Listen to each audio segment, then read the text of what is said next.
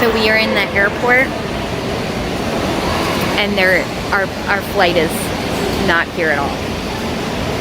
We looked it up on Flight Tracker, said it was flying, got to the airport. They said they haven't flown out of here in 6 months. Ryan's on the phone. We got rid of most of our warm clothes for hot weather clothes, I guess. And now we are, I don't know. We're waiting. This is our first like actual bad experience, and it's a pretty bad one. All right, so we'll let you know how it goes. Look at that guy. Just living his best life. We have ink. Okay, see ya.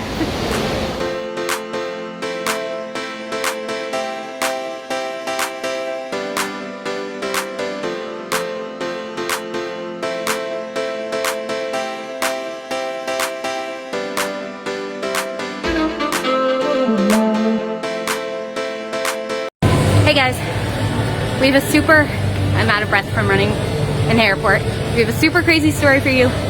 Hang tuned. Hang tight. Stay tuned. Anyway, all right, I'll tell you soon. Bye. So at this point, you have got to be wondering what happened. So we already told you that we were leaving Cancun because basically we were chasing Christmas. So we went to where we thought we could find Advent, and that was Croatia. But things never do go quite as planned, and especially this time. It was our first time that nothing really went to plan. But, I mean, happy ending, but still, a lot of drama along the way. So, tell them about it. So we had to get a flight to get to Croatia. So that was a little tricky. It is the time of pandemic. It's a weird time to travel, let's face it. So we were able to book a flight through Kiwi, and that first flight was a direct flight, count our lucky stars, from Cancun International to go to London Heathrow Airport. From there, we had booked a separate flight, and we were flying to Warsaw, Poland, where we're gonna need to do an overnight. And then from there, we were taking a final flight to get to Zagreb. So we got that all through Kiwi. All was looking fine. I was a little skeptical of Kiwi at first. That's so we had even verified the flight. We looked on Flight Tracker. We went to the official Cancun International website airport. Guess what? When we got to the airport, we found out they don't have an official website. So when it says official website, that's officially bull. Beep. We went to the terminal that looks like it should be our flight. We're looking on the board. Is that our flight? Is that our flight? I don't see our flight anywhere. So we go to the other terminal where that seems like that's going to be the terminal. So I'm asking someone, I'm like, hey, this is the flight we're on. Where is this? They're like, oh, you're in the wrong terminal now. You need to go back to the terminal that you were at. We get back to that terminal. Once again, we're looking on the board. This flight is not here. So we started talking to the airport, I guess officials, the information desk, and they're like, hey, bad news, that flight has not flown, or that airline has not flown out of here for the past 6 months. 6 months. So I'm thinking, wait a minute, no, this guy's wrong. Let's kind of put our heads regroup. together, let's look. So that's where we get on the Cancun International website, and we're like, no, sir, we go back to the information desk. Look right here. The flight's going. Look on Flight Tracker, this flight's here. Yeah. He's like, no, guys, I'm sorry. You bought a counterfeit ticket, I think is what he said. He's like, it actually happens a decent clip. So we call Kiwi and we're like, hey, we're at the airport and this flight does not exist. We're being told by everyone that they have not flown out of this airport for 6 months. Yeah. Kiwi's like, these people are freaking crazy is what they felt like at the beginning, which makes sense. Who's ever heard of that? So they're like, go talk to the information people at the airport. And we're like, we did. They said that it doesn't exist. I think they even got on the website and they're like, we see it here. And we're like, hey, because it's on not a real website. It's on the flight's website. Not only was it on Flight Tracker, the official Cancun website, and it was also on the flight that we bought it from. It was on there. Kiwi, they were actually very wonderful. I'm always skeptical, but they called the airline, found out that this is not a legit flight. And so then they're talking to me about different options, and Amanda and I are on the phones looking at different flight options, and we're like, man, there's really no good options. And then randomly, I see that there is a Delta flight that leaves in, at this point, I feel like it was 45 minutes. I mean, it was 45 minutes. And serendipitously, ooh, that's a big word. Really thought it was fate that we had, God Almighty looking out for us, because we are sitting in the airport randomly in front of the Delta terminal. Yeah. Yeah, the Delta counter. And can you go ask Delta, could we even get on this flight? And what happened from there? I go up. Meanwhile, the kids are sitting there looking at electronics. We're like, oh no, is our trip over? Because we had gotten rid of all our summer clothes. We had fully got our winter on with what we could in Mexico. We'd left everything behind, and we were ready to travel international again. And so I go up to the Delta counter with my fingers crossed, and I say, can we buy a ticket for the flight that leaves in 45 minutes? And the guy was like, yeah, but you need to do it soon. So then I'm like, yes, we can buy the flight. All right. And Ryan's on the phone, and he's asking Kiwi, he's like, what can we do? Because we don't, this is going to cost us. Obviously, if you buy a ticket at the ticket counter, you are not getting a good deal. You are not getting a good deal. So we find out Kiwi is going to reimburse us over and above our cost to cover enough to cover this next flight.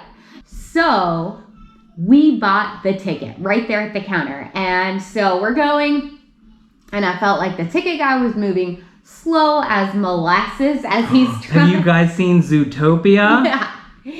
What do you call a three-hump? Okay, so y'all know what I'm talking about. But then, as we're getting our tickets, and we're buying them, then all of a sudden security is coming up to us. Because it's not suspicious buying a last-minute flight at the airport. That doesn't raise alarm bells at all. People do that all the time. Yeah.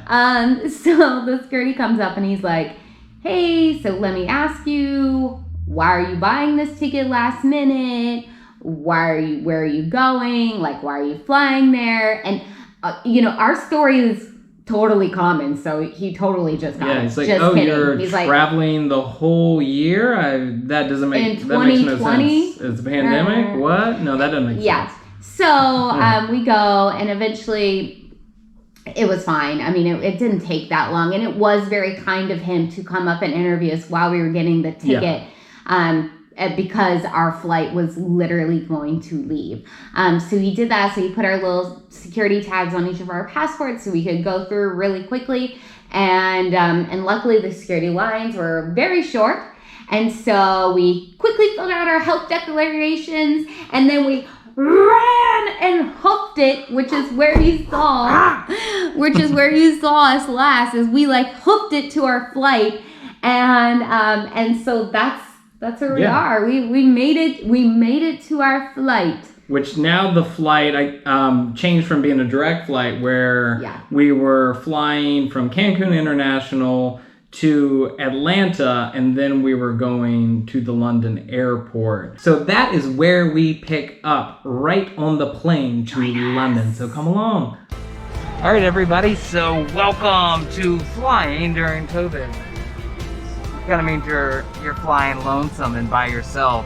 So it's been a crazy day, to say the least, and I'm sure we've already filled you in on a lot of crazy stuff that's gone on. But so now we are flying from Atlanta, Georgia, to London Heathrow. And look at the plane. Yep. So look at the plane. There's pretty much no one on this plane. So our steward told us that pretty much the kids could lay out in the seats and they could sleep at night. So that's one of the benefits. But there's, I don't know, a very unfull plane. Fun fact, my first trip to England was on Virgin Airlines, and my second trip right now is also on Virgin Airlines. I've never seen the kids this excited about a flight. I think it's mainly the cool vibe that Virgin Atlantic has. It's like they're even more excited about it than the Japan airline flight. Anyway, Let's go. So we were telling the kids to just look around and remember all this, because I don't think there'll ever be another time, hopefully, let's get this coronavirus taken care of, where you'll be on a flight and there's nobody there. So Ryder has fallen asleep, Amanda's getting ready to go to sleep, Charlie's got her own row to sleep.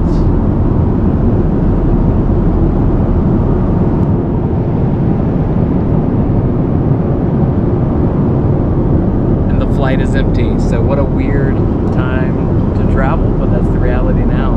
So on the way to London, on the way to Croatia, traveling during COVID. So, good morning. I shared a row with Ryder, and he just slept and slept and slept, and turns out I could have left for one of these empty rows. I think he would have slept through it. Usually he wants me to be there on the flight, so I stayed, and Ryder and I slept in these 3 rows together. So I'm tired, but I think I could have slept better in my own row, and it would have been alright. Okay, that is all. So good morning from the airplane. It is 4:30 a.m. local time. I'm having a little cup of coffee so I can have my mask down and talk to you. But good flight. Definitely a crazy day from purchasing a flight that didn't exist. There was no more Mexican thing to do when leaving Mexico than purchase a flight that doesn't exist.